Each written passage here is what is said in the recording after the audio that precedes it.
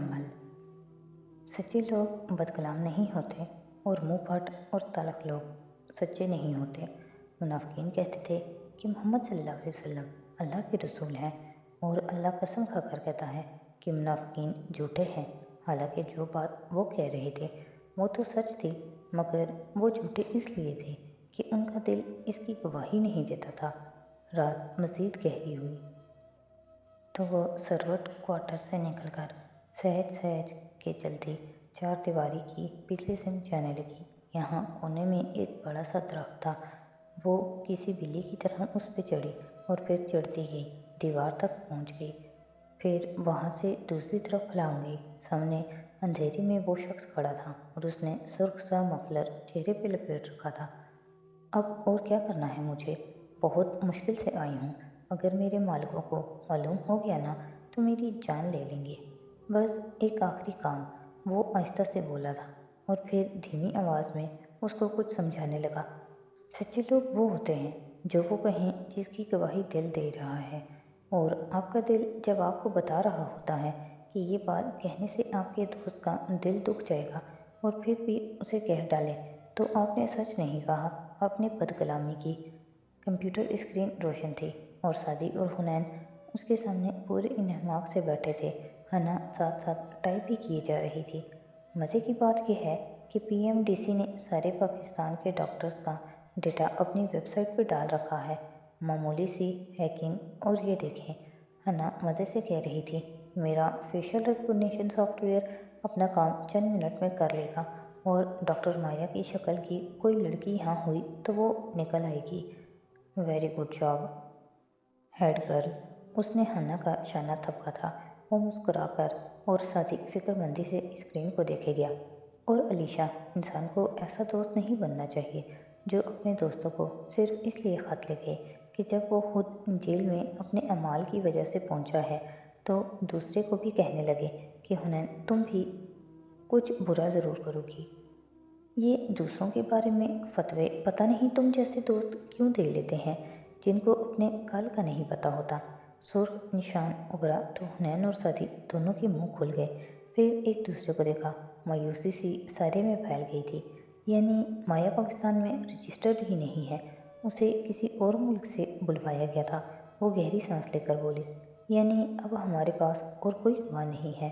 अब बंद कर दो उनकी वेबसाइट। अरे वाह, ऐसे ही बंद कर दूँ? थोड़ी एडिटिंग तो करने दे। उसकी आंखें चमकी और उसने कीबोर्ड संभाल लिया।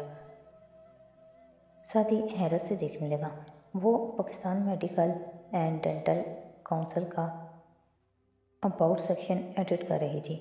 हमसे मिलिए, हम हैं Pakistan mental and depressed community. हमने सिर्फ प्राइवेट मेडिकल कॉलेजेस को खुली छुट्टी देकर बच्चों का बेड़ा गर्क नहीं किया, बल्कि हमने एंट्री टेस्ट के नाम पे दुनिया का सबसे मुनाफा बख्श कारोबार भी शुरू कर रखा है। आइए हम आपको बताते हैं कि एंट्री टेस्ट क्या होता है। ये एक ऐसा निज़ाम है जिसको हम इसलिए ख़त्म नहीं कर रहे क्योंकि हमारे बहुत से दोस्त और रिश्तेदार एंट्री टेस्ट पर प्रेप की अकेडमियाँ चलाकर हर सीज़न में अरबों रुपए बना लेते हैं, वरना बाकी उसका सिर्फ एक मकसद है, 18-19 साल के बच्चे के जहन को मफलूज करना, उनको खौफज़दा करना, मैट्रिक से उनके जहन पे सवार कर देना कि उन्होंने तालीम नहीं हासिल करनी बल्कि 1000 से ऊपर नंबर लेने हैं, और वो बच्चे अपने सीनियर्स को उनके नामों से नहीं, 998 नंबर वाला और 1021 नंबर वाली जैसे अलक़ाबात से याद करते हैं। और चूँकि हमारे पास सीटें थोड़ी होती हैं और हम हज़ारों बच्चों को कामयाब नहीं कर पाते, तो हमें फ़ख्र है कि जिसका मेडिकल में एडमिशन ना हो उसको मास्टर नालायक समझता है। वो बच्चा किसी भी फील्ड में चला जाए, वो इस एहसास कमतरी और डिप्रेशन में रहता है कि उसका मेडिकल में एडमिशन नहीं हुआ। और इन हज़ारों नाकाम बच्चों को हमारी कोशिश है कि कभी ये ना पता चलने दिया जाए कि एंट्री टेस्ट पास या फेल करना अहम नहीं होता, उसकी तैयारी करना और उसको दे डालना यही सबसे बड़ी जद्दोजहद है, जिसे अगर आपने कर लिया है तो फिर आप भले मेडिकल में एडमिशन ना हो, आप दुनिया की हर अच्छी फील्ड में कामयाबी के झंडे गाड़ सकते हैं अगर आप खुद पे एतमाद रखें। आप नालायक नहीं हैं, یہ آپ کی حکومت کا ناانصافی پہ مبنی نظام تھا۔ بس کر دو ہنا، سائبر کرائم میں پکڑی جاؤ گی۔ وہ اس کو باز رکھنے کی کوشش کر رہا تھا۔ ایویں علیشا، تمہارے اس ایک خط نے مجھے ذہنی طور پہ بہت پیچھے دھکیل دیا تھا۔ دوستوں کو تم جیسا نہیں ہونا چاہیے۔ دوستوں کو دوستوں کی خامیاں نرمی اور پیار سے بتانی چاہیے، اور خامی سے زیادہ ان کا حل بتانا چاہیے۔ تم پہ سیاہ رنگ بالکل سوٹ نہیں کر رہا، کی بجائے تم پہ سیاہ سے زیادہ سب سوٹ کرتا ہے۔ کہہ دینا زیادہ بہتر ہوتا ہے۔ پلیز گولی مت چلانا، میری بات سنو، میں تمہیں سب سچ سچ بتا دوں گا۔ وہ نیم اندھیر کمرہ تھا اور اوپر بلب جھول رہا تھا۔ نیچے ایک میز رکھی تھی جس کے سامنے کرسی پہ بندھا ہوا ڈاکٹر آفتاب پسینہ پسینہ ہوئے کہہ رہا تھا۔ اس کے ہاتھ پیچھے کو ہتھکڑی سے بندھے اور گریبان کے 2 بٹن کھلے تھے۔ کوہنی سے شرٹ پھٹی تھی اور جلد چھلی ہوئی دکھائی دیتی تھی۔ بال بکھرے تھے اور چہرے پہ خوف تھا۔ آستین چڑھائے کھڑے فارس نے پستول میز پہ رکھا اور اس کے سامنے جا ٹھہرا، جو نظروں سے اسے دیکھتے ہوئے ایک جوتا اس کے گھٹنے پہ رکھا اور دبایا۔ گھٹنے پہ شاید کوئی زخم تھا جس سے خون رسنے لگا اور وہ کراہنے لگا۔ رکو، پلیز میری بات سنو۔ اس کی آنکھوں میں آنسو آ گئے تھے۔ میرے بھائی کی رپورٹ تم نے بنائی تھی نا؟ وہ اینٹی ڈپریسنٹ کھاتا تھا، یہ بھی لکھا تھا تم نے۔ اس کے جسم پہ تشدد کے نشان نہیں تھے۔ میرے جرئی بھائی نے خودکشی کی تھی، یہ سب لکھا تھا نا تم نے؟ آبدار کی رپورٹ بھی تم نے بنوائی ہے نا؟ میں نے ہاشم کے کہنے پہ، وہ ٹوٹے پھوٹے الفاظ میں ایک ہی سانس میں سب کہتا گیا۔ اور کس چیز سے جواہرات نے تمہیں مجبور کیا کہ تم اس کے شوہر کی رپورٹ بدلنے پہ مجبور ہو گئے؟ ڈاکٹر آفتاب چپ ہو گیا تو اس نے پستول اٹھایا اور اس کے دوسرے گھٹنے کی طرف تان لیا۔ اس کا چہرہ اتنا سرد تھا اور اتنی تپش لیے ہوئے تھا کہ ڈاکٹر کا سانس رکنے لگا۔ میں بتاتا ہوں، طوبا میری بیوی کی بیٹی تھی۔ میری بیوی اور اس کا بیٹا طوبا کا بھائی نہیں جانتے کہ طوبا نے میری وجہ سے خودکشی کی تھی۔ میں نے، وہ جلدی جلدی بتاتا گیا، اس عمر میں وہ ہڈی میں لگنے والی گولی برداشت نہیں کر سکتا تھا۔ وہ چپ ہوا تو فارس نے جوتا اٹھا لیا۔ میں چاہتا تھا تمہارے بازو کی اس نس میں چھرا گھونپ دوں جو تمہاری انگلیوں کو سن کر دے گی اور تم کبھی دوبارہ سرجری نہیں کر سکو گے، مگر نہیں۔ اس نے یہ کہتے ہوئے گریبان پہ اٹکا پین اتارا، اس کی کیپ کو پریس کیا اور اسے دکھایا۔ میں نے تمہاری طوبا والی کہانی ریکارڈ کر لی ہے اور میں اسے تمہاری بیوی اور اس کے بیٹے کو دے دوں گا۔ وہ دونوں خود فیصلہ کریں گے کہ انہیں تمہارے ساتھ کیا کرنا چاہیے۔ نہیں، اس کا چہرہ سفید پڑنے لگا، ایسے مت کرو۔ یہ رہی تمہاری ہتھکڑی کی چابی۔ اس نے چابی اس کی طرف بڑھائی اور جب اس نے امید سے دیکھا تو فارس نے چابی اس کے قدموں میں گرا دی۔ جب تک تم ان ہتھکڑیوں کو کھول کر آزاد ہو پاؤ گے۔ وہ یہ ویڈیو دیکھ چکے ہوں گے، اور ماتھے پہ ہاتھ لے جا کر بولا، الوداع۔ بازو بڑھا کر لیمپ کھینچا، بلب بجھ گیا۔ اب اس کے دور جاتے قدم سنائی دے رہے تھے۔ جو دوست اپنی بات کا آغاز سوری مجھے کہتے ہوئے اچھا تو نہیں لگ رہا، مگر ایسا ہے کہ یاد دیکھو برا تو نہیں مانو گی، ایک بات کہوں کی طرح کی فکروں سے کرتے ہیں، وہی سب سے برے دوست ہوتے ہیں۔ ایسی بات کہی ہی کیوں جائے جس سے دوست برا مانے، بلکہ کیوں نہ برے لگنے والی باتیں بھی اچھے انداز میں کی جائیں۔ اللہ کے رسول صلی اللہ علیہ وسلم تو کسی کو کچھ کہنے سے پہلے برا تو نہیں مانو گے نہیں پوچھا کرتے تھے، کیونکہ وہ دوسروں کی مدد کرنا چاہتے تھے، اسے شرمندہ کرنا نہیں۔ وہ ایسی بات کہتے ہی نہیں تھے جس سے کوئی برا فیل کرے، بلکہ اسے حل بتاتے تھے گواہوں کے بیانات اور شواہد سے۔ یہ بات صاف ظاہر ہوتی ہے یور آنر کہ زمر چبوترے کے سامنے کھڑی دونوں ہاتھوں میں قلم گھما کر بلند آواز میں کہہ رہی تھی کہ ملزم نوشیروان کردار نے میرے موکل سے ذاتی انات کے باعث پہلے اس کا پیچھا کیا، پھر اس کو تنہا کر کے اسے گولیاں مار دیں، پھر بھی اس کی جان نہیں گئی تو اسے اسپتال سے اغوا کر لیا اور ملک سے باہر بھیج دیا۔ ملزم کے اثر و رسوخ دیکھ کر یہ یقین کرنا قطعاً مشکل نہیں ہے کہ یہ سب اس کے لیے بہت آسان تھا۔ میرے موکل کو قید میں 9 ماہ شدید اذیتیں دی گئیں اور اب تک ذہنی تشدد کا نشانہ بنایا جا رہا ہے۔ نہ صرف ملزم کو مجرم قرار دیا جانا چاہیے بلکہ اس کو سزائے موت بھی سنائی جائے۔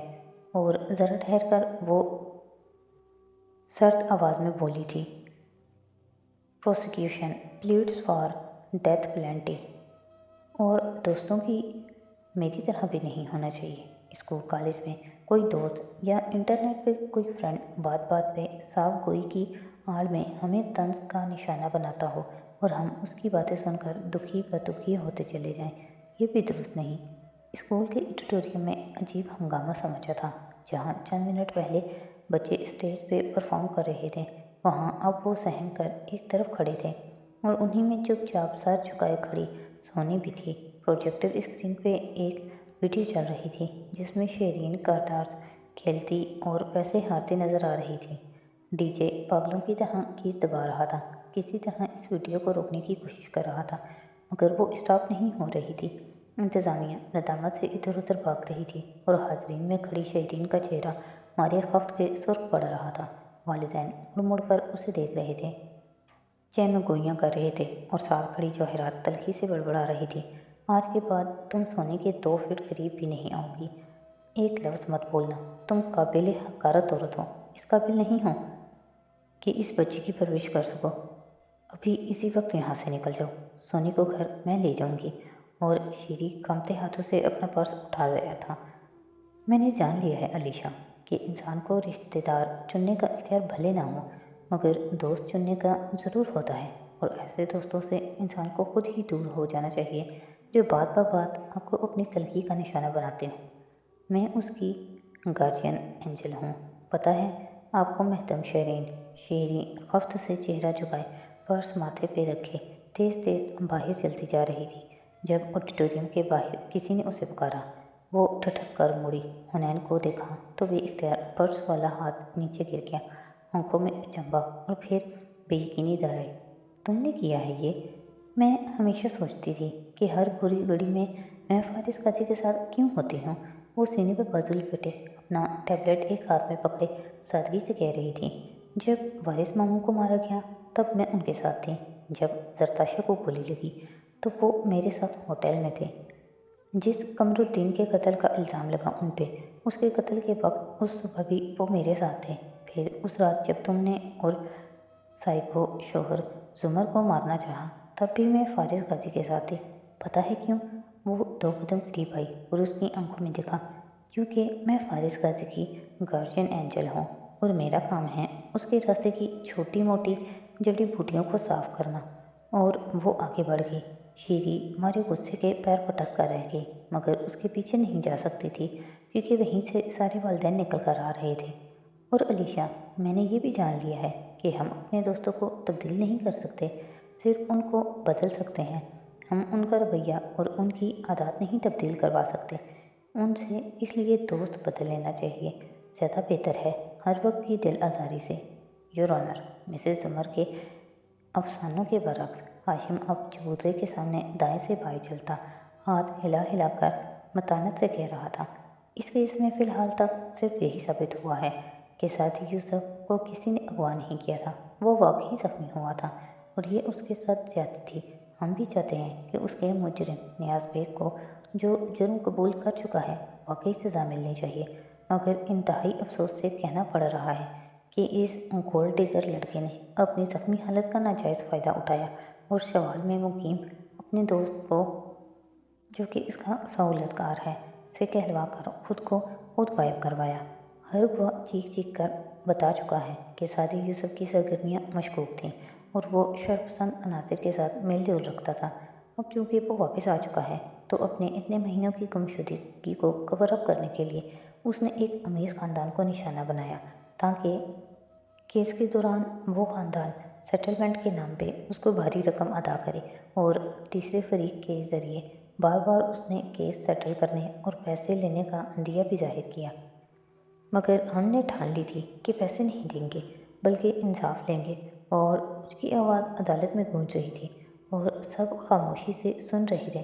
میں یہ نہیں کہتی کہ دوستوں کو ان کی خامیوں سے آگاہ ہی نہ کیا جائے، بلکہ ان کی ہر وقت جھوٹی تعریفیں کی جائیں۔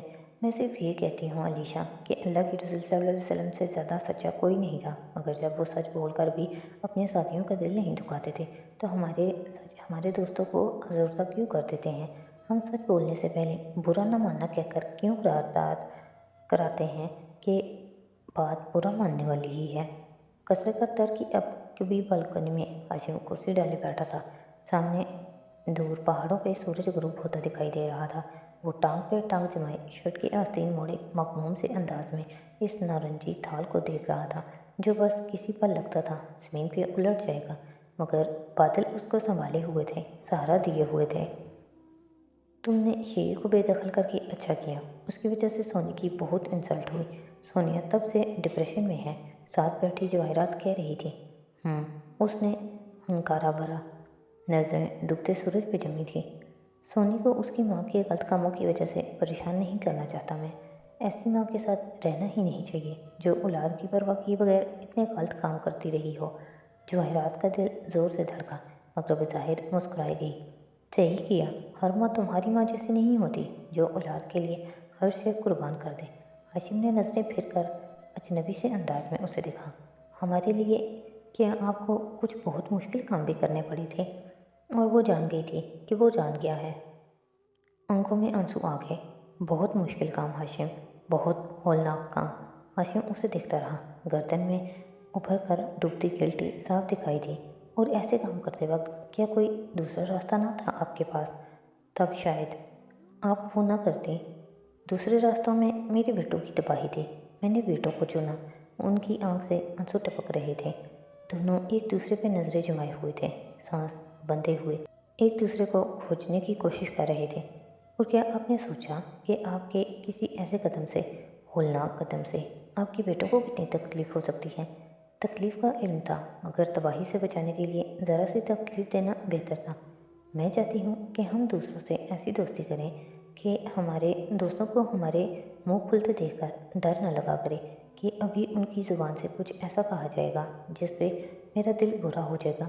अजीब बात है, मगर इन साफ गो मुँहफट दोस्तों के अपने बारे में जब कुछ कहा जाए तो आग बबूला होकर ज़मीन आसमान एक ही कर देते हैं। ज़रा सी तकलीफ़, उसका दिल जैसे कट कर रह गया। वो बस दुखी नज़रों से उसे देखे गया। हो सकता है कि आपकी औलाद का दिल उस ज़रा सी तकलीफ़ से बाहर अब तक न निकला हो। हो सकता है कि आपके बेटे हर तल्ख़ फैसले के पीछे आज भी उसी तकलीफ़ का ट्रॉमा सा हो। पता नहीं, अगर ये तकलीफ़ ऐसी है तो तबाही कैसी होगी। फिर सर झटका और सामने नज़र आते सूरज को देखने लगा। ट्रायल का फैसला आ जाए, फिर मैं और सोनिया यहाँ से शिफ्ट कर जाएंगे। मैंने ऑफिस के करीब एक घर लिया है। जब तक हमारा नया घर तामीर नहीं होता हम वहीं रहेंगे। जवाहरात का दिल जैसे किसी ने मुट्ठी में ले लिया। मैं तुम्हारा घर देखने आ सकती हूँ? नहीं, वो कहकर उठ गया और अंदर चला गया। वो दिल महसूस कर बैठी रह गई। अंदर हाशिम की स्टडी टेबल पे वो कागजात पड़े थे।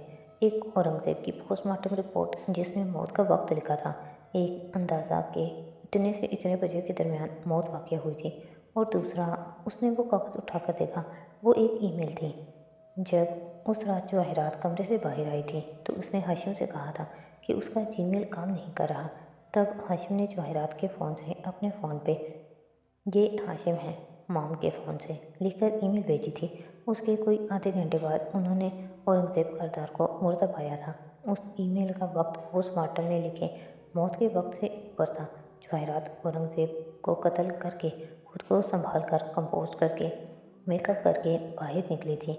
इस सब वक्त में वो संभल चुकी थी। इस टाइम स्टैम्प से ये मालूम होता था कि औरंगज़ेब की मौत उस वक्त हुई जब वो कमरे में थी। हाशिम ने कुर्ब से आंखें मूंद ली और इस कागज़ को मुट्ठी में मरोड़ दिया। मैं चाहती हूँ अलीशा कि हम इंसान अपने खुद साख्ता सच्चाई के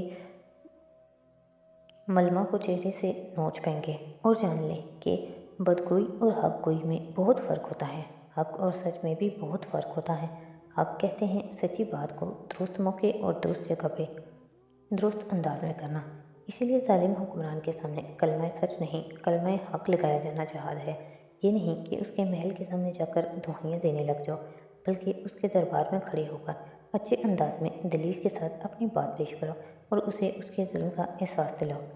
फर्श पे एक लकड़ी के फट्टे के ऊपर शाह फरमान चित लेटा था, जिसका जिस्म डक टेप से बंधा नजर आ रहा था। सामने ड्रिल चार्जिंग पे लगी थी और वो बार बार जब्त करता फारिस को देख रहा था, जो अब कुर्सी डाले उसके करीब आ बैठा था। تم دن میں ہوٹل سیکیورٹی دیکھتے ہو اور رات میں فری لانس کانٹریکٹر کے طور پہ کام کرتے ہو، بڑے بڑے لوگوں کے برے برے کام کر کے دیتے ہو۔ میری بیوی کو لفٹ میں ڈبونے کے کتنے پیسے دیے تھے کاردارز نے؟ پیسے کام کے بعد ملنے تھے۔ مجھے تو جیسے علم ہی نہیں کہ سارے کانٹریکٹر آدھے پیسے پہلے لیتے ہیں۔ تم وہ پیسے لے لو، مجھے جانے دو۔ وہ کرسی سے اٹھا اور بوٹ سے اس کے منہ پہ ٹھوکر ماری۔ مجھے تمہارے پیسے نہیں چاہیے۔ اس کے دانت پہ لگی تھی، بل بل خون بہنے لگا۔ میرا دل چاہتا ہے اس رات کی اذیت کے بدلے میں تمہارے جسم میں اس ڈرل سے اتنے سوراخ کروں کہ مارے ضبط کے اس نے زور سے آنکھیں میچی، پھر گہری سانس لے کر اسے دیکھا۔ مجھے بتاؤ میں کیوں نہ کروں تمہارے ساتھ یہ سلوک؟ تم میری کلائنٹس کی لسٹ لے سکتے ہو، میں نے ان کے جو بھی کام کیے ہیں تم وہ دیکھ سکتے ہو۔ وہ تیز تیز ہانپنے لگا تھا۔ فارس واپسی کرسی پہ بیٹھا اور ڈرل مشین اٹھائی، ہوا میں بلند کر کے ٹریگر دبایا۔ زوں کی آواز سے وہ چلنے لگی۔ اس نے الٹ پلٹ کر اس کا جائزہ لیا، پھر اسے بند کر کے دیکھا۔ اور تم نے رسیدیں سنبھال کر رکھی ہیں تاکہ بوقت ضرورت اپنے کلائنٹس کو بلیک میل کر سکو۔ واو، وہ تلخی سے ہنسا تھا۔ ہر کوئی ڈاکومنٹ سنبھال کر رکھتا ہے، اگر کبھی پکڑے جاؤ تو سیاستدان بچانے آ جاتے ہیں۔ مجھے تمہارے سیاستدانوں میں دلچسپی نہیں ہے۔ ہاشم کردار کے بارے میں بتاؤ۔ اس نے ڈرل مشین سامنے رکھ دی۔ شاہ فرمان کی نظریں ڈرل پہ جمی تھی۔ اس کی ماں کا ایک کام کیا تھا میں نے، وہ تیزی سے بول اٹھا۔ فارس رک گیا، پھر سیدھا ہوا، آنکھیں سکیڑ کر اسے دیکھا۔ اچھا، کیسا کام؟ کسی کا قتل، اغوا؟ نہیں، چھوٹا سا کام تھا، ڈاکومنٹس فورجری۔ اس کی آواز دھیمی ہوئی۔ اس لیے جاتے جاتے میں تمہیں ایک نصیحت کروں گی کہ تلخ لوگوں کو دوسروں پہ نصیحت کرنے کا کوئی حق نہیں ہوتا۔ میں آج خود کو اس خط کی قید سے آزاد کرتی ہوں۔ ہر شخص میں ہوتے ہیں دو بھیڑیے، اور بدی کا بھیڑیا کبھی غالب آ بھی جائے، اور بھلے انسان کا ماضی کتنا ہی داغدار کیوں نہ ہو جائے، مگر دوست وہ ہوتا ہے جو اپنے دوست کو یہ بتائے کہ تمہارا مستقبل اب بھی گورا ہے، بلینک۔ اس کو تم اب بھی پاکیزہ روشنائی سے لکھ سکتی ہو۔ کاش تم نے مجھے اس وقت یہ بتایا ہوتا۔ اس رات فوڈلی ایور آفٹر کا اوپری ہال تاریک تھا اور اس میں صرف ٹیبل لیمپ کی روشنی جلتی دکھائی دے رہی تھی۔ فارس میز پہ چند کاغذ پھیلائے اور سوچ الجھی ہوئی نظروں سے ان کو دیکھ رہا تھا۔ بار بار کوئی تعلق بنانے کی کوشش کرتا، بار بار وہ ٹوٹ جاتا۔ کچھ سمجھ نہیں آ رہی تھی۔ گھڑی کی سوئیاں آگے بڑھ رہی تھیں۔ وہ اب کرسی پہ بیٹھا رہا اور سر ہاتھوں میں گرائے سوچ رہا تھا۔ گھڑی اب رات کے 3 بجا رہی تھی۔ وہ کاغذات دیوار پہ چسپاں کیے ان کے سامنے کھڑا تھا، ہاتھ میں قلم تھا اور مختلف نقطوں پہ نشانہ لگاتا، پھر نفی میں سر ہلاتا۔ باہر صبح طلوع ہو چکی تھی، اور میں چاہتی ہوں کہ تم جیسے دوست اپنے دوستوں کی نام نہاد بہتری اور بھلائی سوچنے کے بجائے اپنے آپ پہ توجہ دینے لگے تو زیادہ بہتر ہے۔ میں حنین یوسف یہ عہد کر چکی ہوں کہ اب میں کبھی اپنے دوستوں کے ویو کو خود پہ طاری نہیں ہونے دوں گی اور ان کی وجہ سے اپنے آپ کو برا نہیں سمجھوں گی۔ میں اپنا ہیرو خود ہوں، حنین۔